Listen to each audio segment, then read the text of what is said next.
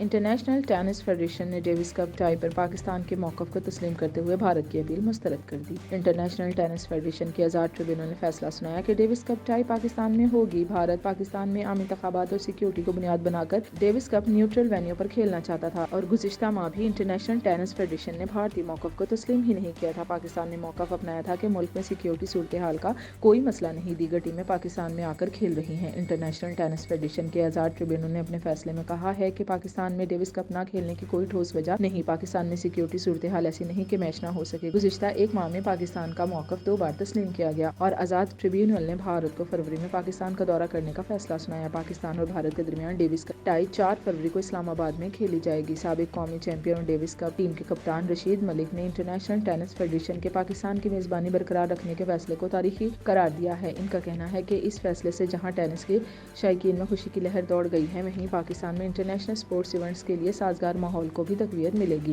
ان کا کہنا تھا کہ پاکستان کے پاس اسام الحق اور عقیل خان جیسے تجربہ کار کھلاڑی موجود ہیں، جبکہ بھارت کی ٹیم نوجوان کھلاڑیوں پر مشتمل ہوگی۔ ایسے میں درست فیصلوں سے ہم اس اہم ٹائی میں کامیابی حاصل کر سکتے ہیں۔